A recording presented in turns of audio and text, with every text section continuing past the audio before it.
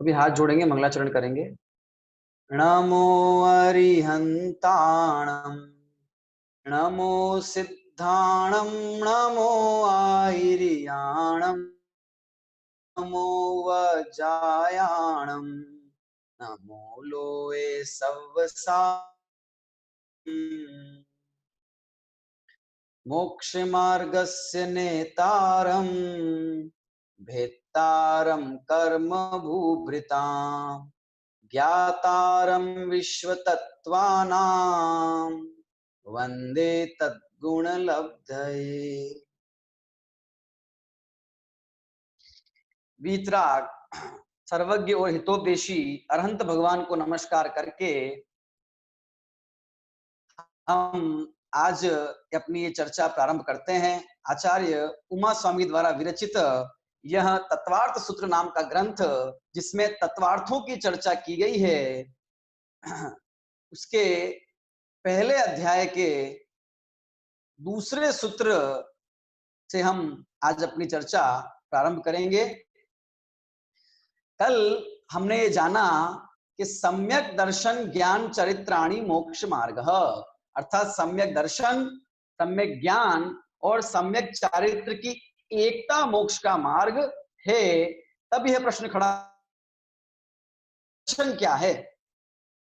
उस विषय में कल हमने संक्षेप में समझा और ये भी समझा कि आने वाले अध्यायों में और इस संपूर्ण ग्रंथ में उस सम्यक दर्शन ज्ञान चरित्र के बारे में ही बताया गया है। तो वह सम्यक दर्शन क्या है, इस बारे में आज हम समझेंगे।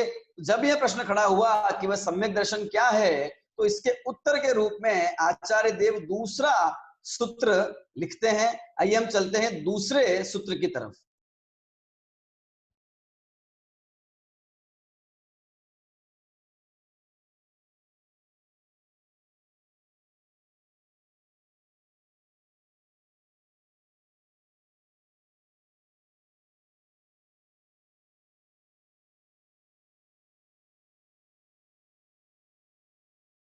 सूत्र आपके समक्ष स्क्रीन पर है।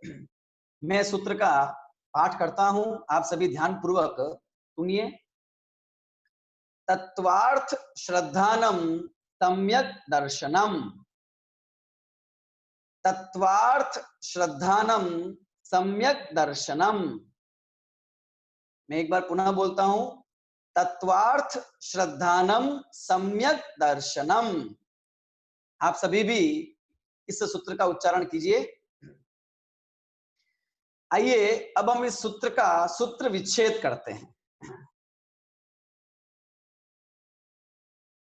इस सूत्र का सूत्र विच्छेद इस प्रकार है। तत्व देश अर्थ देश श्रद्धानम सम्यक दर्शनम। वापस बोलता हूं, तत्व देश अर्थ देश श्रद्धानम सम्यक दर्शनम।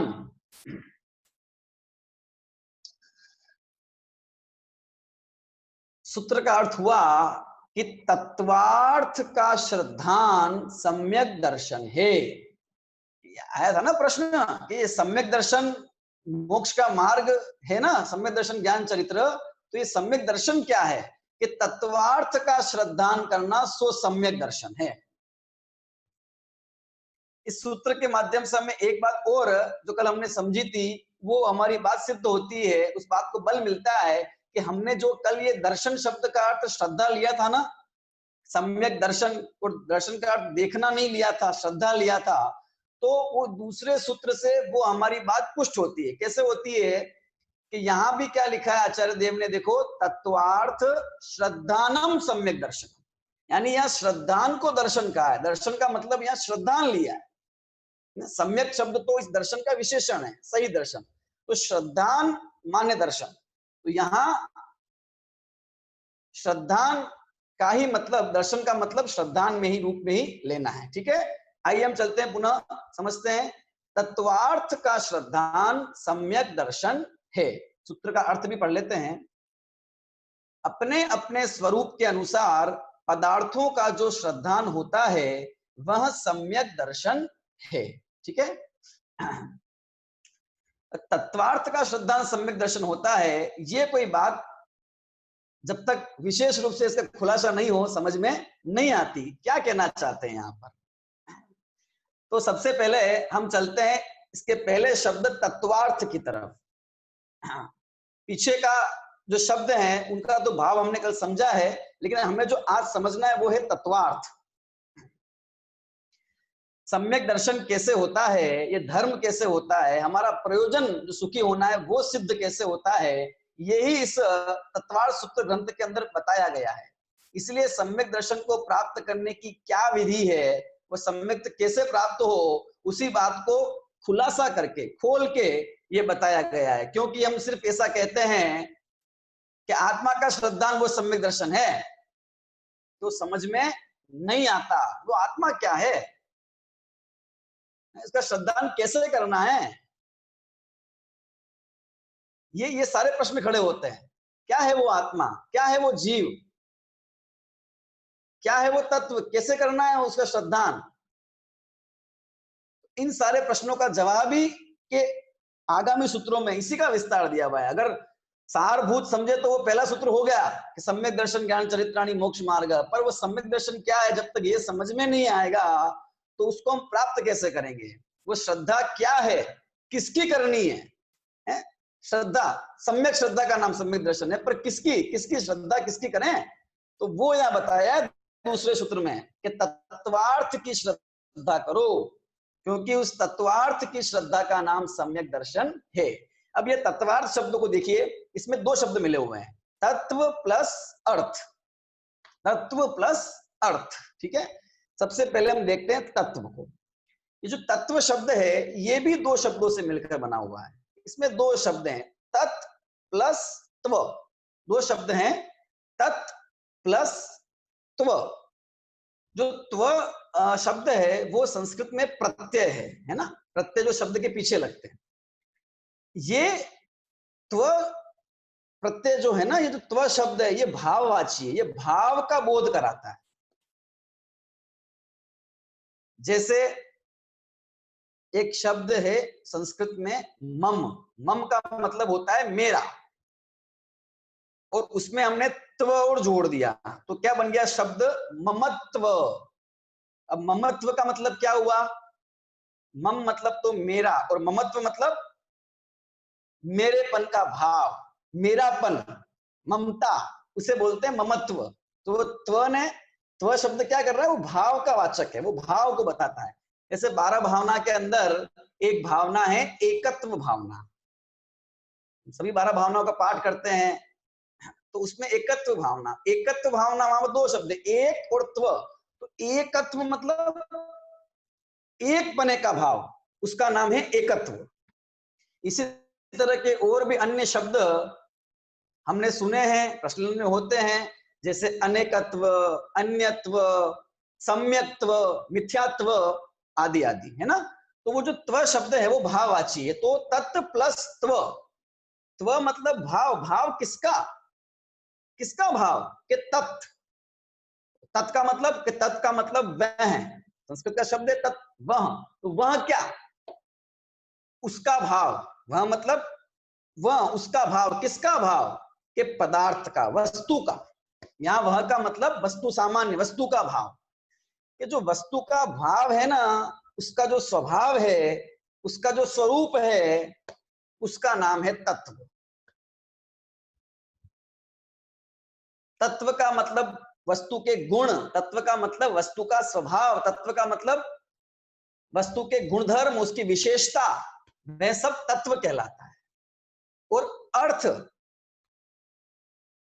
अर्थ का क्या अर्थ है, अर्थ के वैसे तो बहुत सारे अर्थ हैं। अर्थ का मतलब रुपया पैसा भी होता है, अर्थ का मतलब प्रयोजन भी होता है, प्रयोजन, उद्देश्य, काम। और अर्थ का मतलब किसी किसी चीज का तात्पर्य भी होता है, जैसे इस शब्द का अर्थ ये है, इस प्रकार से। ठीक है, और अर्थ का मतलब वस्तु भी होता है। कितने अर्थ हो गए, अर्थ का मतलब पैसा भी होता है, अर्थ का मतलब प्रयोजन भी होता है, अर्थ का मतलब तात्पर्य भी होता है, और अर्थ का मतलब वस्तु भी होता है, चीज भी होता है, पदार्थ भी होता है। तो यहाँ उस अर्थ का जो भाव लिया है वो पदार्थ के रूप में लिया है, वस्तु के रूप में लिया है। ठीक है, तो दो चीजें हमारे सामने आ गई। तत्व, तत्व मतलब भाव, ठीक है, स्वभाव, गुणधर्म, विशेषता, और अर्थ मतलब पदार्थ, वस्तु। तो क्या इसका सम्मिलित अर्थ क्या होगा? भाव सहित अर्थ, गुण सहित पदार्थ, तत्व सहित अर्थ, ये हमारे सामने इस शब्द का अर्थ आया। अब ये जो भाव सहित अर्थ है ना, तत्व के सहित जो अर्थ है, तत्व के साथ वस्तु, वस्तु का उसके गुणों के साथ जो श्रद्धान है, उसका नाम सम्यक दर्शन है। उसका नाम सम्यक दर्शन है। यानी कि सम्यक दर्शन की जो विषय वस्तु है वो तत्वार्थ है। गुण के साथ अर्थ, गुण के साथ पदार्थ की श्रद्धा, उसका नाम सम्यक। वह श्रद्धा सम्यक होगी जो गुण के साथ पदार्थ को ग्रहण करेगी। क्या अर्थ हुआ कि समझ में नहीं आया? कैसे? अब हम इस तत्वार्थ को समझते हैं। देखिए, हमारे प्रयोजन की सिद्धि तत्व के साथ अर्थ का श्रद्धान करने से होती है। अगर अकेले तत्व का श्रद्धान हो या अकेले अर्थ का श्रद्धान हो तो हमारे अर्थ की सिद्धि या हमारे प्रयोजन की सिद्धि नहीं होती है। पहली बात तो ये कि वह जो तत्व है वो अर्थ के बिना नहीं होता, और वह जो अर्थ है वो तत्व के बिना नहीं होता। ये दोनों अलग अलग हो ही नहीं सकते। वस्तु का गुण, उसके भाव, उसका स्वभाव, उसकी विशेषता, गुणधर्म, वे वस्तु के बिना नहीं होते, और जो वस्तु होती है वो बिना किसी गुणधर्म, बिना किसी विशेषता के नहीं होती है। जैसे बच्चे ने मां से कहा कि मम्मी मुझे मीठा खाने की इच्छा हो रही है, मुझे मीठा खाना है। उसने ये बोला मुझे मीठा खाना है, तो माँ हलवा लेके आती है। तो वो ये कहता है कि नहीं नहीं मुझे हलवा नहीं खाना है, मुझे मीठा खाना है।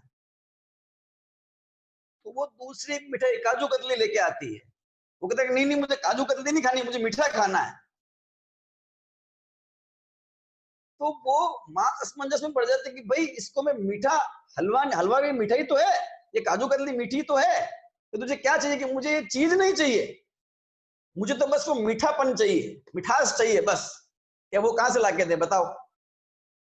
कि वो मिठास अकेली रहती ही नहीं ना, अकेली होती ही नहीं ना, गुण अकेला होता ही नहीं, तत्व अकेला होता ही नहीं। वो तत्व सदा अर्थ के साथ होगा, वे मिठास सदा किसी न किसी चीज में होगी, किसी न किसी चीज के साथ होगी, उसमें होगी। तो अकेला तत्व होता ही नहीं है अर्थ के बिना। इसी तरह से जो अर्थ है वह भी अकेला नहीं होता। जैसे वस्तु तो है, कोई चीज तो है, लेकिन उसमें कोई गुण नहीं है। ऐसा हो सकता है कि बच्चा ये बोले कि मुझे हलवा खाना है, तो माँ ने हलवा लाके दिया, और वो बोले हलवा तो खाना है लेकिन मुझे मीठा नहीं खाना है। उसने फीका कह दिया, मुझे फीका भी नहीं खाना है। ये बोले इसमें कुछ होना नहीं चाहिए। क्या नहीं होना चाहिए? कोई ये इसमें दिख रहा है, ये दिखना भी नहीं चाहिए, कि इसमें कोई गुण नहीं होना चाहिए। ऐसा संभव है क्या? कोई चीज हो और उसमें कोई गुण ना हो? ऐसी चीज लाकर दो, दुनिया की कोई ऐसी चीज लाकर दो कि जिसको हम छू भी नहीं सके, जिसको हम देख भी नहीं सके, जिसका हम अनुभव भी नहीं कर सके, जिसको हम जान भी नहीं सके। ऐसी कोई चीज अकेली गुण के बिना अर्थ हो नहीं सकता। यानी कि अकेला तत्व का श्रद्धान, अकेला तत्व होता ही नहीं और अकेला अर्थ होता ही नहीं। सदा तत्व अर्थ के साथ होता है और अर्थ तत्व के साथ होता है। ये दोनों अविनाभावी हैं, ये दोनों एक साथ रहने वाले हैं।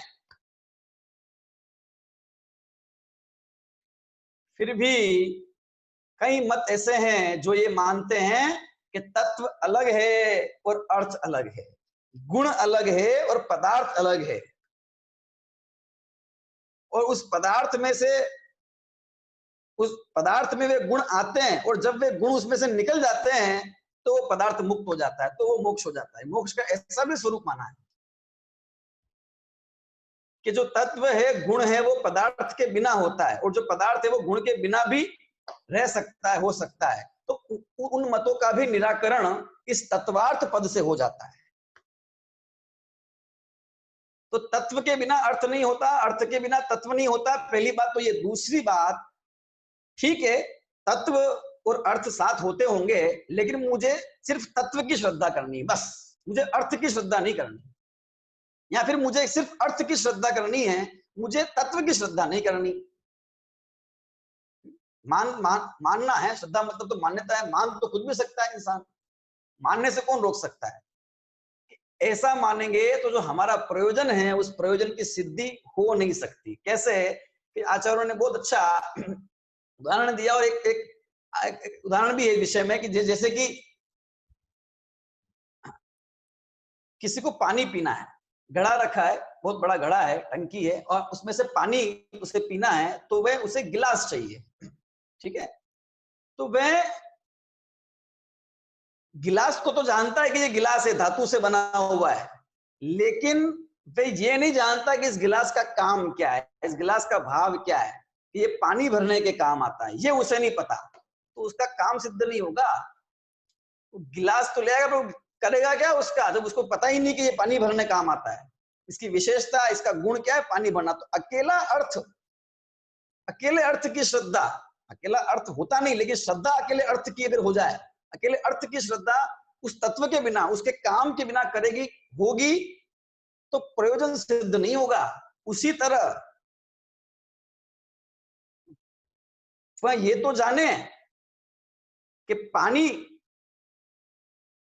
भरे बिना, पानी लिए बिना, पानी भरे बिना, पानी किसी में भरा जाता है, उसके बिना काम नहीं होगा, लेकिन वो उस पदार्थ को नहीं जाने कि ये पानी भरना ये गुण है, ये पानी भरने की विशेषता किसकी है, किसमें होती है, ये उसे नहीं पता, वो मानता ही नहीं है। अकेला तो वो गुण अकेला कैसे हो सकता है। वो पानी भरने का जो गुण है वो किसी न किसी में भरा जाएगा ना, तो वो चीज भी होनी चाहिए, और उस चीज का श्रद्धान होना चाहिए।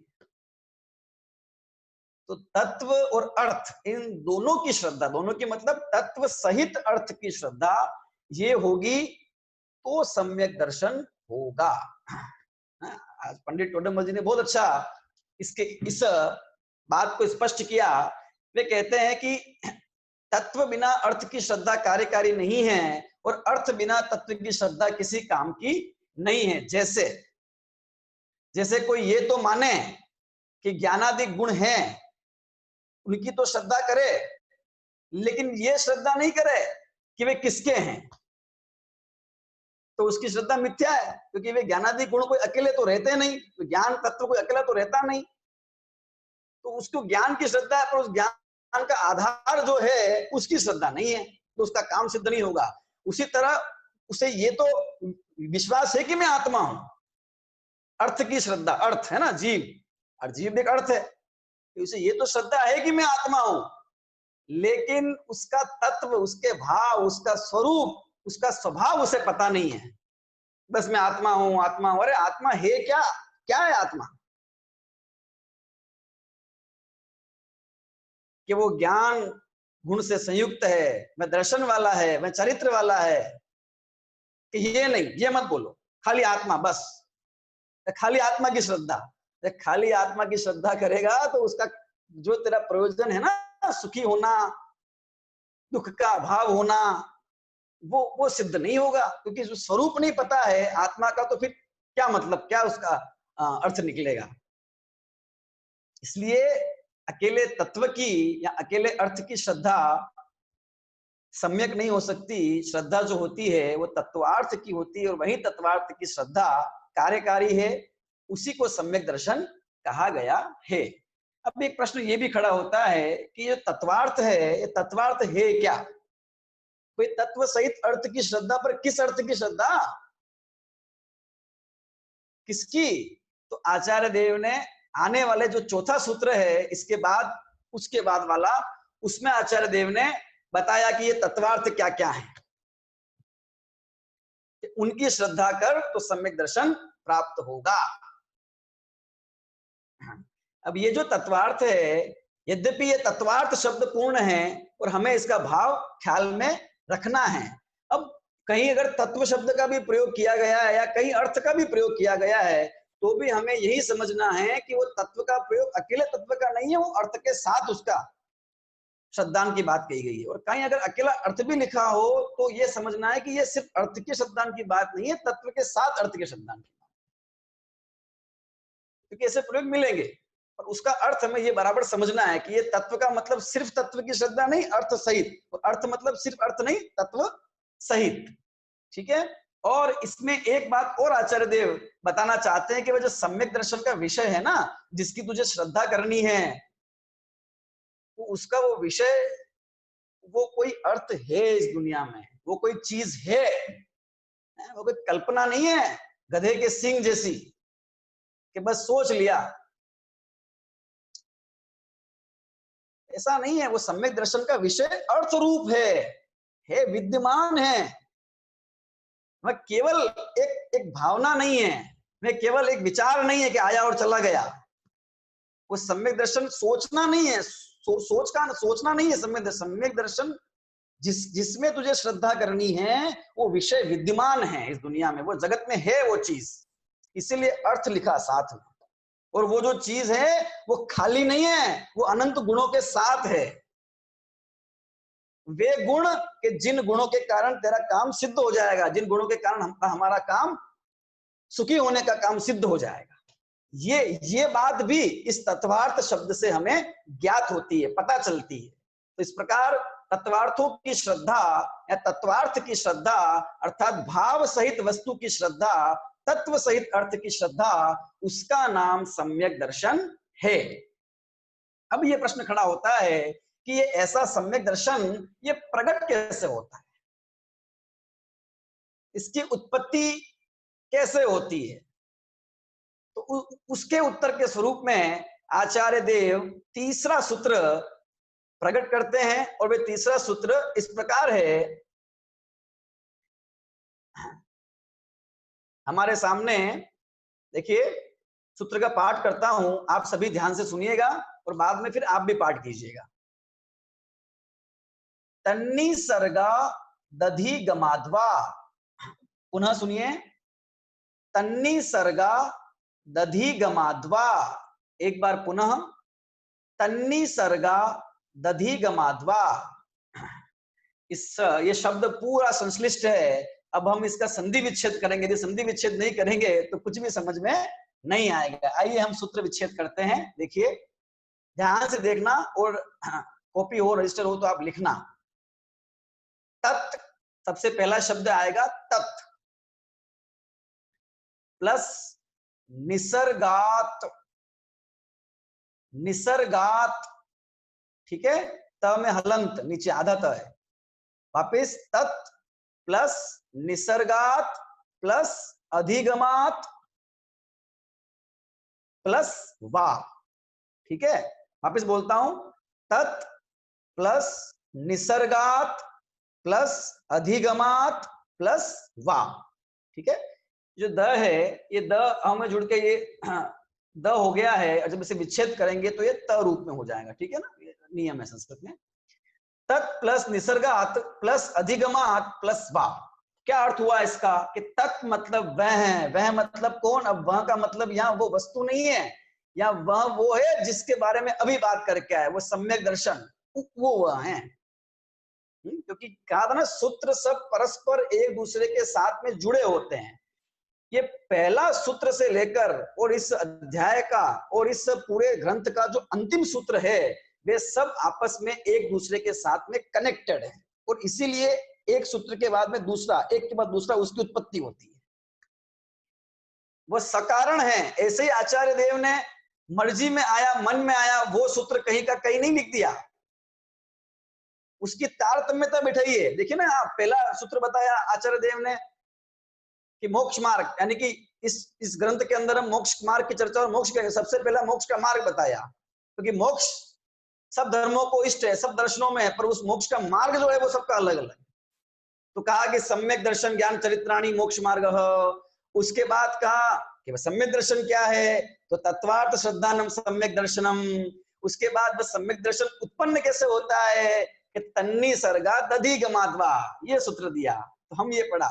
उसके बाद पढ़ेंगे आगे और आएगा कि वे तत्वार्थ कौन कौन से हैं, किस प्रकार से क्रम चलेगा सारा।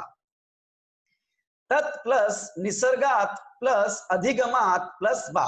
तत् मतलब वह सम्यक दर्शन निसर्ग से, निसर्गात मतलब निसर्ग से,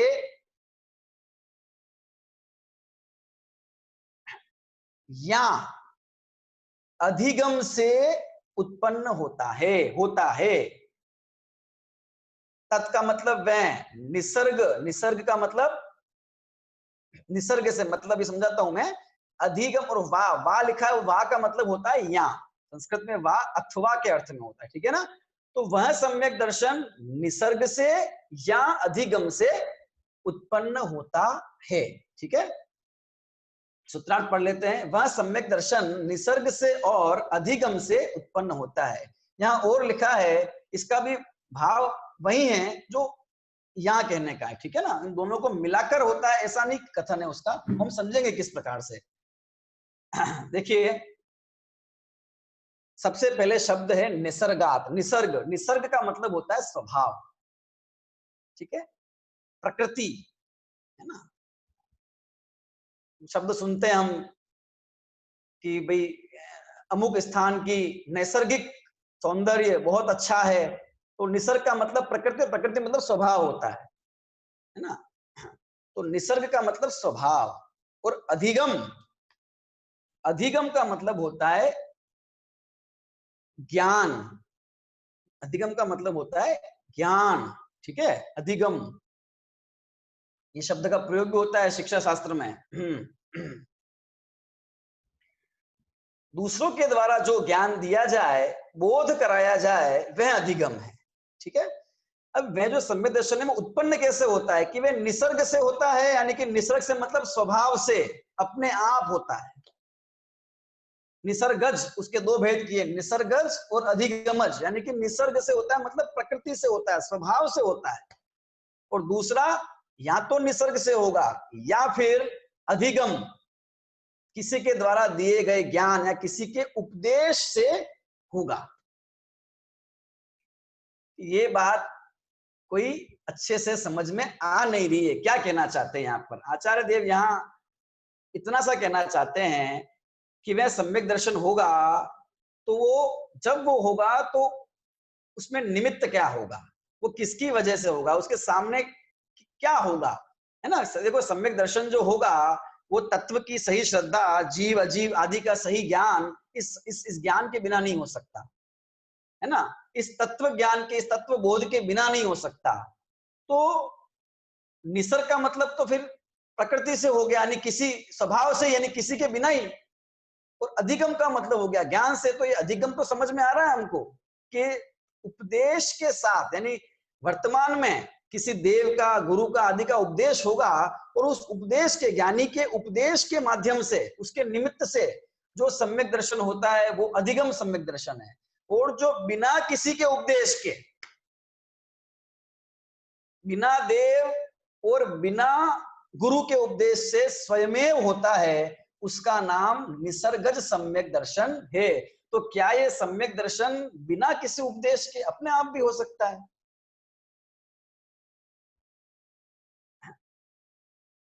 ऐसा कभी हो सकता है कि अगर बिना उपदेश के भी हो सकता है, तो फिर हम ये पढ़ क्यों रहे हैं, हम ये सीख क्यों रहे हैं, हम क्यों समझ रहे हैं ये?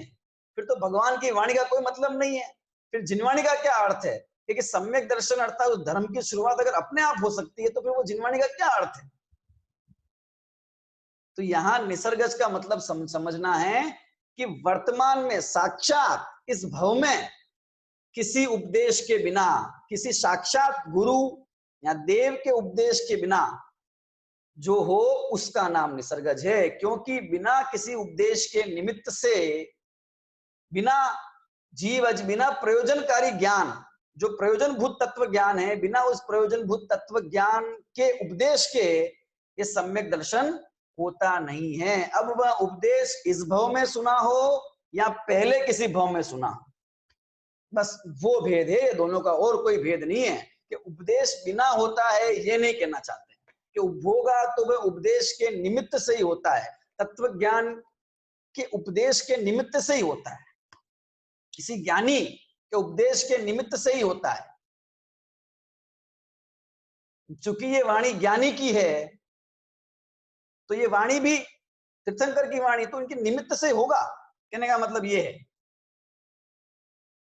लेकिन वर्तमान में साक्षात किसी ज्ञानी का संयोग है और उसके निमित्त से, उसके उनके उपदेशों के निमित्त से है, तो उसका नाम अधिगमज। और पूर्व भव में कभी कोई सुना था, लेकिन वर्तमान में कोई सुनाने वाला नहीं है, वर्तमान में किसी गुरु का सानिध्य नहीं मिला, वर्तमान में किन्हीं देव का सानिध्य नहीं मिला, तो वो जो पहले सीखा था ना, वो पहले वाला जो संस्कार है,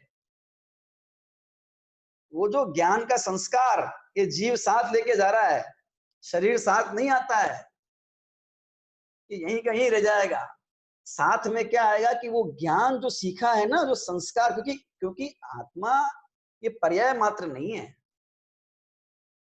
ये शरीर मात्र नहीं है आर्या, ये शरीर रूपी पर्याय मात्र नहीं है, आत्मा तो ज्ञान है, ज्ञान स्वरूप ही है। तो भले ही देह पूरी हो जाए पर वो ज्ञान उसके साथ जाता है और ज्ञान के संस्कार साथ। तो पूर्व भव में जो उसने कभी सदगुरु का उपदेश रुचि पूर्वक सुना था और वो धारणा रूप से उसके चित्त में है, तो उसके निमित्त से वह पहले का निमित्त भी उसको सम्यक दर्शन में निमित्त बन जाता है और उसी को निसर्गज कहा गया है, बस और कुछ नहीं है, इतनी सी बात है। और साक्षात गुरु सामने है, केवली सामने है, और जो हो वो अधिगमज है। इस प्रकार से वह निसर्गज और अधिगमज दोनों प्रकार से होता है। अगर हमारे यहाँ देखो चारों गतियों में सम्यक दर्शन कहा है जैन दर्शन के अंदर कि गतियां चार हैं, कि नरक गति, देव गति, मनुष्य गति और तिर्यंच पशु गति। इन चारों में ही जीवों को सम्यक दर्शन की प्राप्ति हो सकती है। अगर इस सूत्र का अर्थ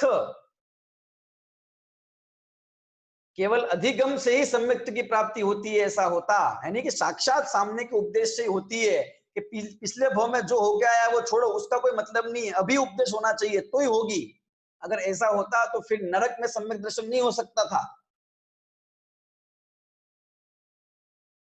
फिर बहुत सारे तिर्यंच जिनको किन्हीं गुरु का सानिध्य नहीं है, हमारे यहाँ कहा है ना स्वयंभू रमण समुद्र, अंतिम समुद्र मध्यलोक में, कि वहां रहने वाले महामत्स्य, वहां रहने वाले अनेक जीवों को सम्यक दर्शन है,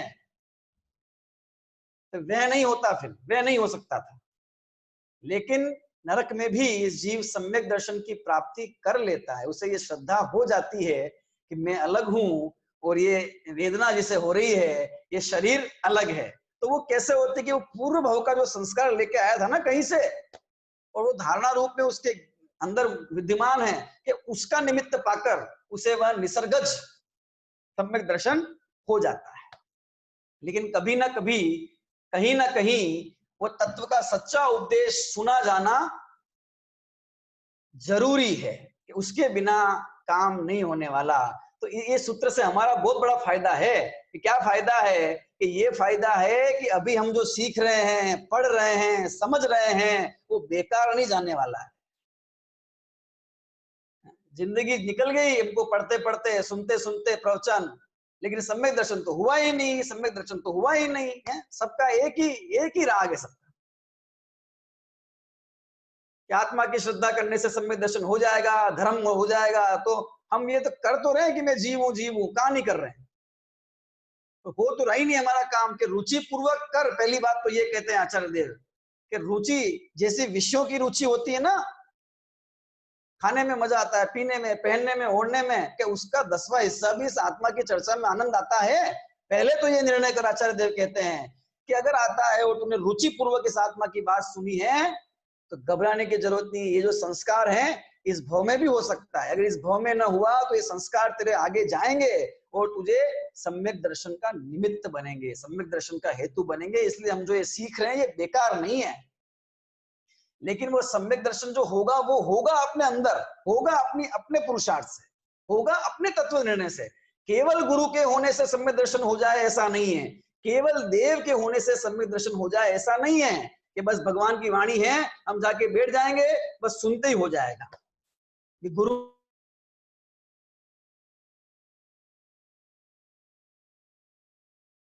तो तुझे स्वयं करना पड़ेगा, लेकिन जब वो पुरुषार्थ होगा, जब उस सम्यक की उत्पत्ति होगी तो बाहर में वो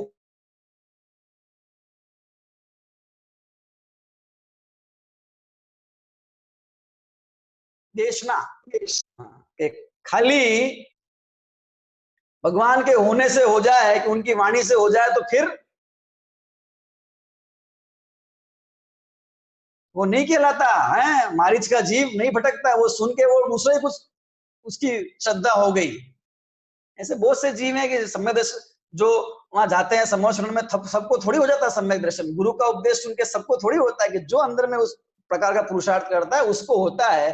पर जब होता है तो उसमें ये उपदेश का निमित्त जरूर होता है। जब वो उपदेश का निमित्त साक्षात हो तो वो अधिगम सम्यक दर्शन कहलाता है, और साक्षात नहीं हो, पूर्व भाव का संस्कार हो और वो हमें उसके निमित्त से हो तो वह निसर्गज सम्यक दर्शन कहलाता है।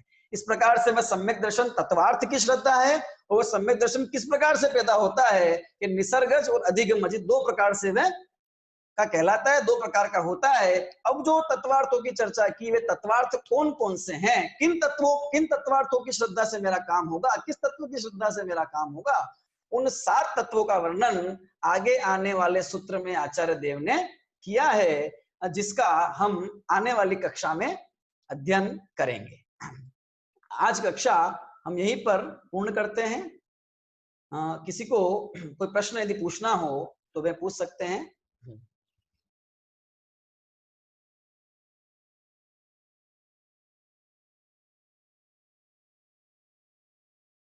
उत्पल जी।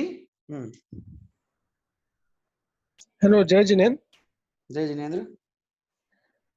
मेरा सवाल था, अभी जैसा आपने बताया कि सम्यक दर्शन अभी निसर्गज भी हो सकता है, तो वो गुणस्थान में जब मैंने अभी थोड़ा सा पढ़ा था गुणस्थान के बारे में कि जब वो गुणस्थान अभी नीचे जाते हैं तो वो सम्यक दर्शन भी नीचे जाता है क्या मिथ्यात्व तक? क्योंकि वो कैसे याद आता है कि अगर हमारा 11वां गुणस्थान से हम चौथे गुणस्थान में आते हैं नेक्स्ट भाव में वो जो मर कर, तो सम्यक को भी मतलब कैसे याद आता है उसको? निसर्ग याद आ सकता है या अधिगम से दोनों से याद आता है क्या उस केस में?